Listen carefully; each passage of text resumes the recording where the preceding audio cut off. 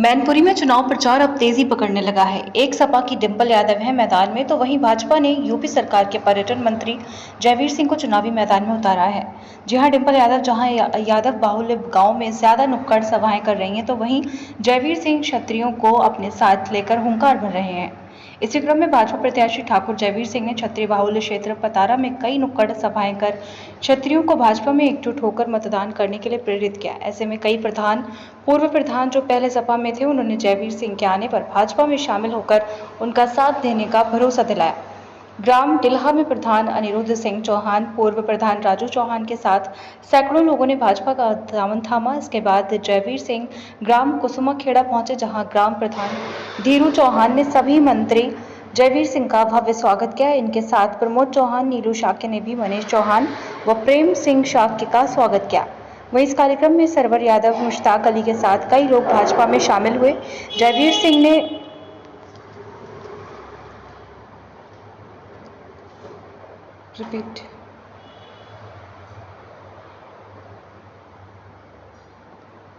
मुश्ताक अली के साथ कई लोग भाजपा में शामिल हुए। जयवीर सिंह ने लोगों से अपील की, लड़ेगा मैनपुरी जीतेगा।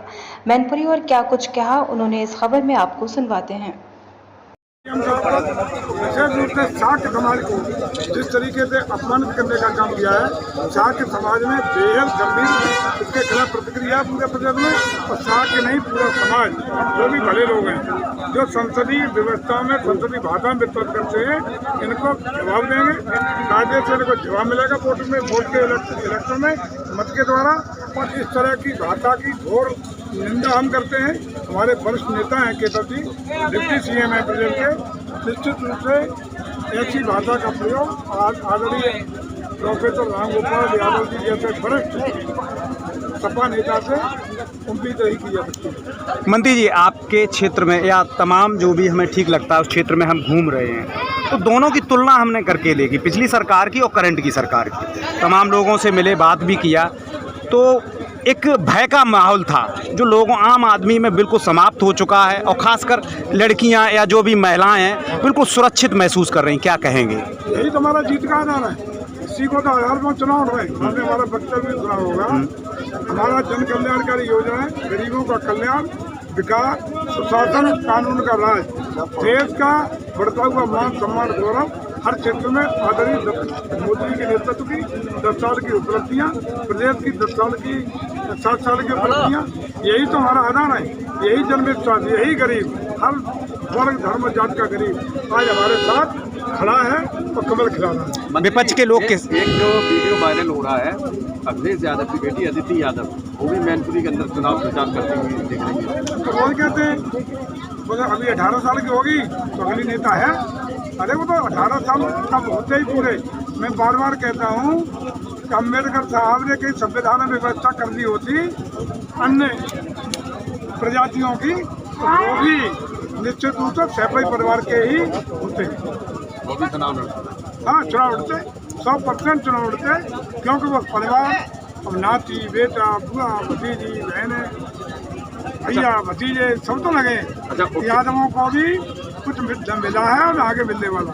मंत्री जी, चुनाव में पूरी लॉबी लगी हुई थी, साथ में सभी परिवार और तमाम नेता लगे, लेकिन इसमें डिंपल यादव अकेले प्रचार कर रही हैं। अब ये तो उनसे पूछा यार, उनके पत्नी समाजवादी पार्टी के राष्ट्रीय अध्यक्ष नहीं तो उपचुनाव में और इसमें कितना अंतर देखा? अंतर ये है कि वो उपचुनाव सहानुभूति का चुनाव था, नेताजी के निधन के फलस्वरूप हुआ था, उनकी अंत्येष्टि की आग ठंडी नहीं हो पाई थी, तब तक उपचुनाव हो गया था।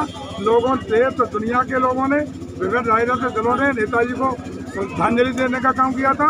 उसी के दृष्टिगत मैनपुरी के लोगों ने भी श्रद्धांजलि स्वरूप वो लोकसभा का चुनाव जिता करके MP बनाने का डिंपल जी को काम किया था। अब आप मानते कि अब ये बार थोड़ी सद्भावनाएं या सहानुभूति, श्रद्धांजलि बार का नहीं होता, एक बार होता है।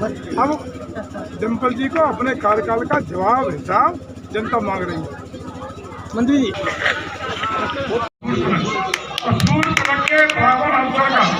प्रस्ताव आप सौभाग्यशाली है कि मंदिर ट्रस्ट ने पूरे देश में सिर्फ मैनपुरी को भेजने का काम किया है। मैनपुरी का एक घर तक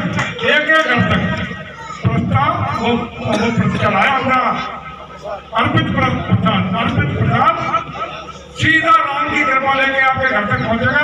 ये जिम्मेदारी संगठन के लोगों को दी गई है।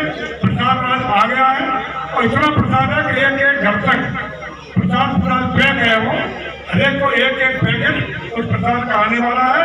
आप सबको बधाई, राम जी की कृपा, राम जी का आशीर्वाद हमारे प्रसाद क्षेत्र को मिल सके, इसके लिए बहुत बहुत ईश्वर से प्रार्थना, धन्यवाद, आभार।